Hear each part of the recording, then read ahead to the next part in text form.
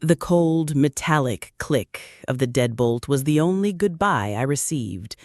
It was a sound sharper than my son's final cutting words, more definitive than the disdain in his wife's eyes. It was the sound of my life being locked out, left on the cracked concrete of a porch I had helped paint. My luggage, 2 worn suitcases and a canvas bag holding my knitting, sat beside me like orphaned companions.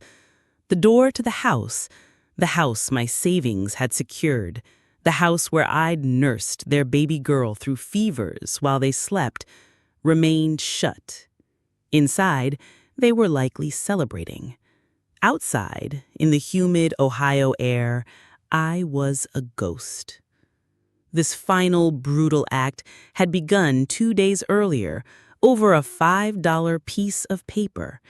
"For God's sake, Mom, what is this garbage?" Leo's voice, my son's voice, had sliced through the morning quiet.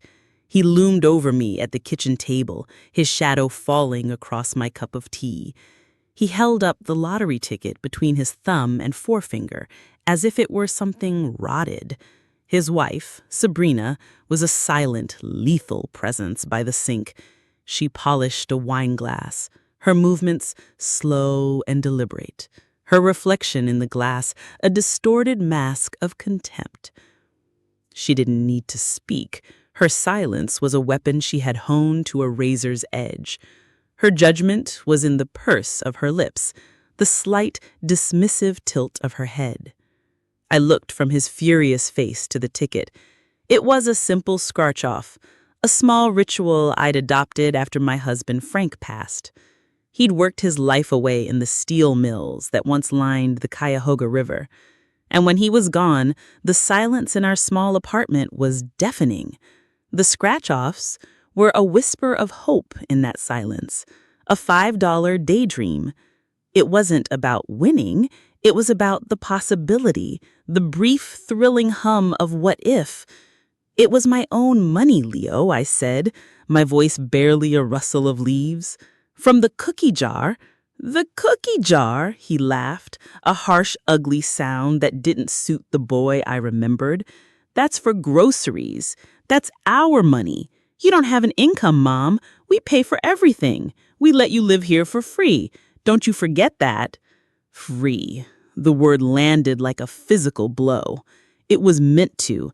It was designed to erase the years I'd worked double shifts at the diner after Frank's accident, the life insurance policy I'd handed over to them for the down payment on this very house, the countless hours I'd spent being a grandmother so Sabrina could pursue her online influencing career.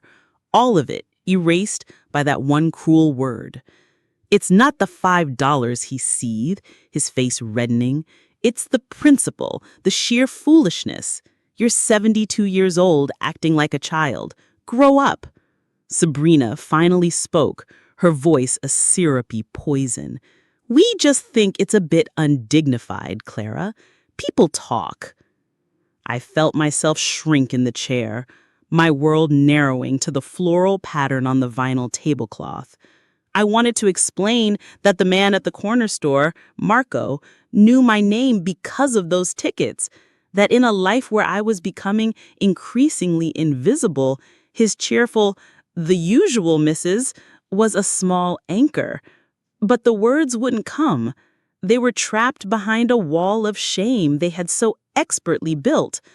I carefully folded the ticket, the one they found so offensive, and slipped it into the pocket of my cardigan. I hadn't even scratched it yet. "Don't say we didn't warn you," Leo muttered, turning his back on me. Sabrina followed, a shadow at his heels.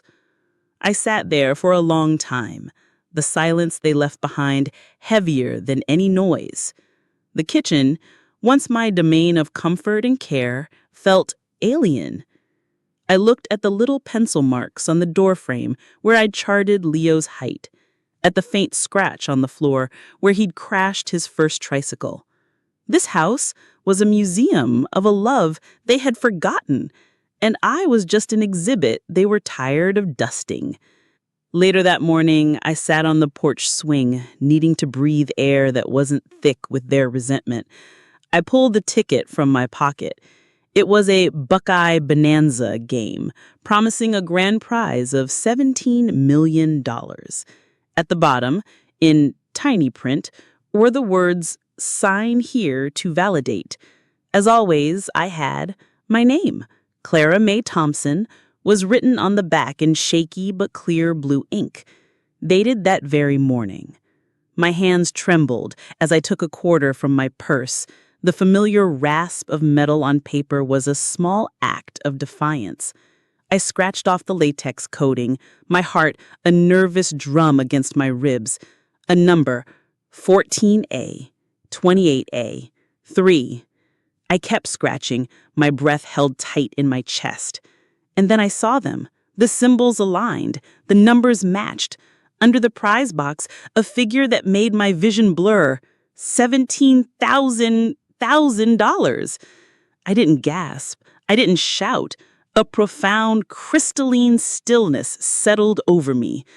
I stared at the ticket, not in disbelief, but in absolute, terrifying certainty. I folded it with the reverence of a prayer and tucked it into a zippered compartment deep inside my purse.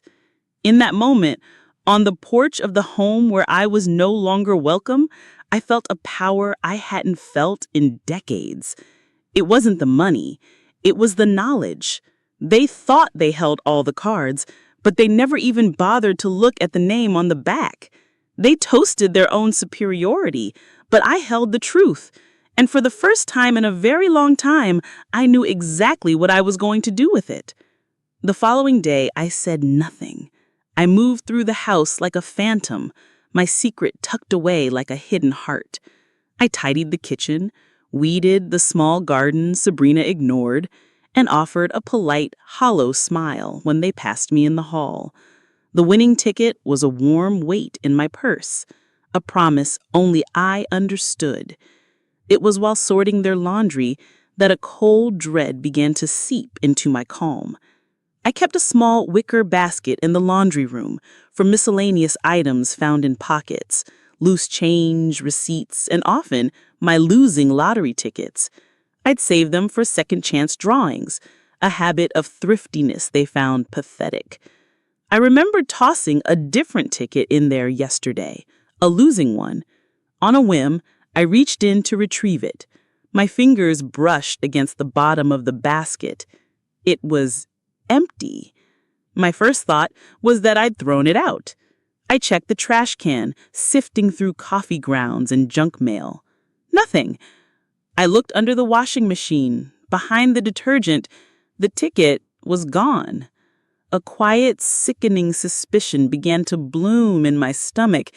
It was just a losing ticket, worthless, but its absence felt like a violation, a quiet trespass. That night, the sound of their celebration echoed from behind their closed bedroom door. Giggles, the distinct pop of a champagne cork, the clinking of glasses. The next morning, a delivery truck idled in the driveway. A massive 80-inch television was wheeled into the house. Sabrina signed for it in a silk robe, a queen accepting tribute. The day continued with a parade of deliveries, cases of expensive wine, a designer coat I knew cost more than my entire monthly Social Security check, boxes from high-end electronics stores. They never mentioned a lottery win to me. They didn't have to. They just lived it loudly and lavishly in front of the woman they had shamed for a $5 piece of paper. I sat in my armchair, the needles in my hand, clicking a frantic, uneven rhythm, my knitting a tangled mess of my anxiety. I wanted to be wrong. I prayed I was wrong. Maybe they'd come into some money of their own, a bonus, an inheritance. But I knew. The confirmation came when Sabrina left her phone on the kitchen counter. The screen lit up with a text from her sister. The message was a dagger. "OMG, Sab, $17 million. Are you seriously not telling the old bat?" I froze, my hand hovering over the dish towel. The old bat. That's what I was to them. Not a mother, not a grandmother, just an obstacle. They had found the ticket, the losing one, I realized with a jolt. They must have found it, assumed it was the winner, and somehow managed to cash it in. But how? My mind raced, trying to piece together their deceit. They hadn't found the real ticket. The signed $17 million ticket was still safe in my purse. So what had they found? What were they celebrating? My confusion was a thick fog, but the betrayal was as clear as glass. They believed they had won, and their first act was to indulge themselves while I remained invisible, a servant in their suddenly gilded home. 2 days later, my key no longer fit the front door lock. I knocked, my confusion turning to a cold, the muffled sound of a party I was no longer invited to. They celebrated their supposed luck, but their carelessness was my salvation. They had been so consumed by their own greed, so blinded by the number on a ticket they thought was theirs, that they never imagined I might have the real one. The West Park branch of the Cleveland Public Library smelled of old paper and quiet dignity. It was warm and it was free. For now, that was enough.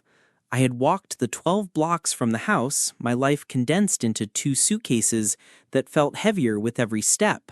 I found an empty carrel near a window overlooking the rain-slicked street, plugged my ancient flip phone into a power outlet, and tried to stop shaking. I had the truth, but the truth felt fragile against the weight of their cruelty. I needed proof. I opened my phone's photo gallery, scrolling past blurry pictures of my granddaughter Isabel and the rose bushes I tended, and then I found it, a photo I'd taken at the corner store 3 days ago, a habit born from a vague sense of self-preservation. It was a clear shot of the winning Buckeye Bonanza ticket flat on the counter before I scratched it. I zoomed in, the serial numbers were visible, and on the back, my signature, Clara Mae Thompson, was undeniable. My breath hitched. They hadn't stolen the winning ticket. They must have found a different one, maybe a discarded dud from the week before, and in their feverish greed, they saw what they wanted to see. They had built their castle of new electronics and champagne on a foundation of wishful thinking and my supposed foolishness. But the real ticket, the signed, legally binding document, was in my purse. A new kind of resolve hardened within me. A confrontation would be useless. A storm of their denials and gaslighting. I needed a different weapon. I opened the library's browser and searched for the Ohio Lottery Commission. I found a number for disputed claims. The woman who answered had a calm, steady voice that felt like an anchor. I explained the situation, my voice trembling at first, then gaining strength as I laid out the facts. I had the original, signed, winning ticket. I had a time-stamped photo of it, pre-scratch, from the point of purchase. "Ma'am," the woman said after a thoughtful pause, "if your name is on that ticket and you have proof of purchase, the ticket is yours. It doesn't matter who else thinks they won. The signature is the legal determinant." Tears, I hadn't allowed myself to cry, now streamed down my face. They weren't tears of sadness, but of overwhelming relief. "So it's not too late." "Not at all," she assured me. "We'll open an official inquiry. Do not lose that ticket or that photograph." After the call, I walked back to the corner store. Marco, the young cashier, was behind the counter. "Hey, Mrs. T," he said, smiling. "The usual?" "Not today, Marco," I said, my own smile feeling less fragile. "I need a favor. Can you pull the security footage from 3 days ago, around 10 a.m.? I just need a still shot of me buying a ticket." He looked at me, his brow furrowed with concern. "Everything okay?" "Not really," I admitted, "but I'm fixing it." He made a call, and minutes later, he handed me a printed image. It was me, standing at the counter, holding out a $5 bill. I looked tired, worn, but undeniably there I was, a person, a customer, the rightful owner with the ticket. The phone photo and the security still, I had an irrefutable trinity of truth. That evening, in the quiet hum of the library, I emailed it all to the Lottery Commission. The response came within an hour. Claim received, preliminary evidence verified, please await formal review. The ticket has been flagged in our system. I stared at the words. Legally yours. I had no home, no family, and less than $100 to my name. But I had the truth, and now so did the state of Ohio. The official email arrived 48 hours later.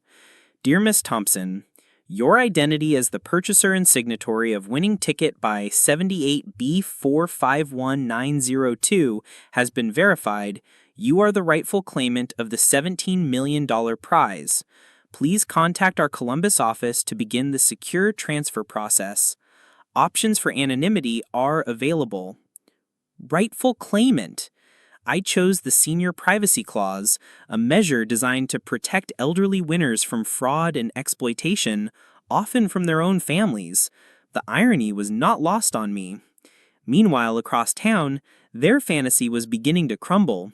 My phone, which I'd kept on silent, began to vibrate incessantly. 6 missed calls from Sabrina, 10 from Leo. Then the text started, a frantic cascade of panic and lies.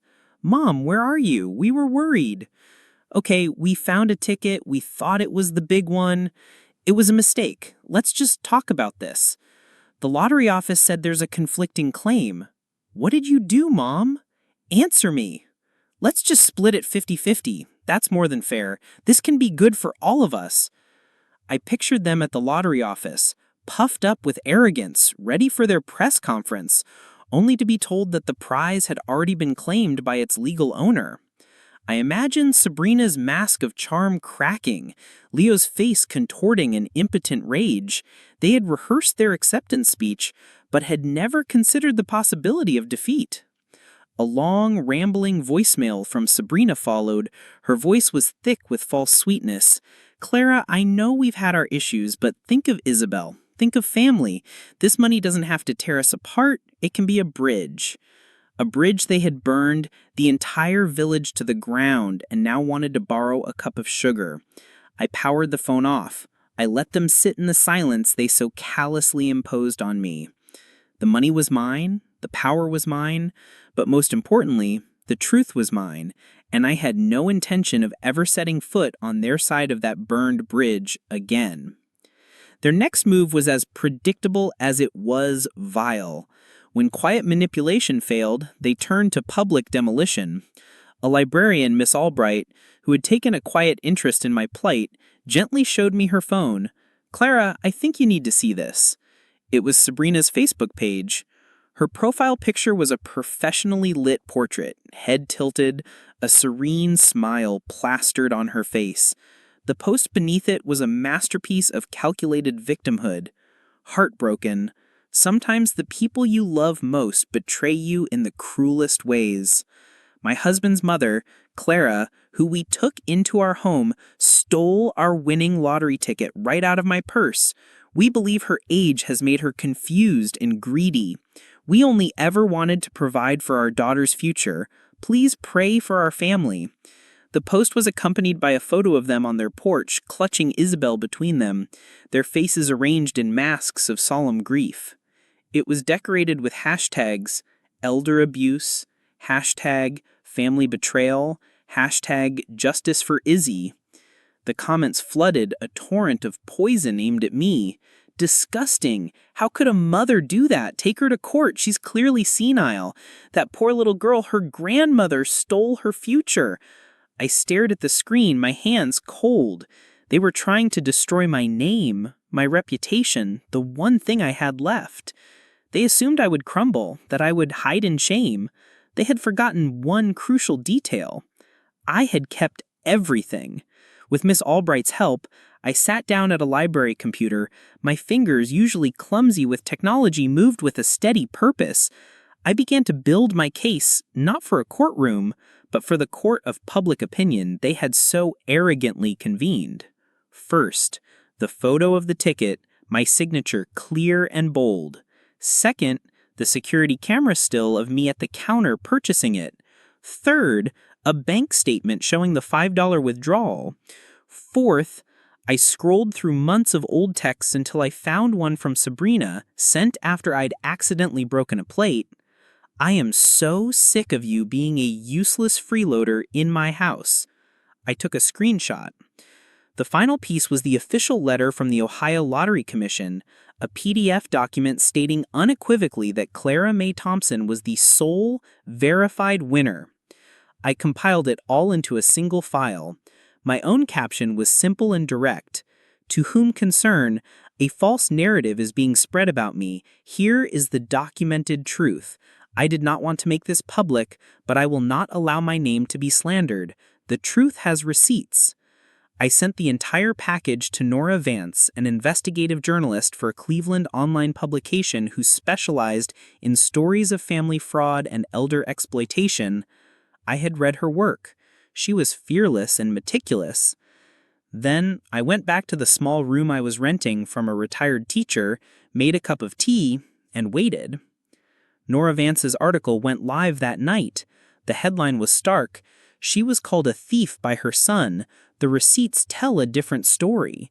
The article laid out the evidence piece by damning piece. The screenshots, the official letter, the security still. It was methodical, irrefutable, and devastating. Within hours, the tide turned. The hashtags on Sabrina's post began to fill with new comments. Wait, so you tried to steal it from her? What justice for Clara? This is shameful. Wow, you kicked out your own mother and then lied about it. The receipts don't lie. Someone dug up an old comment thread where Sabrina had mocked my knitting, calling it a sad pioneer woman hobby. It was reposted everywhere. The public judgment they had sicked on me turned and devoured them whole. The consequences were swift and brutal. The elite private school Isabel attended had a strict parent code of conduct. Sabrina was quietly asked to resign from her position on the fundraising committee.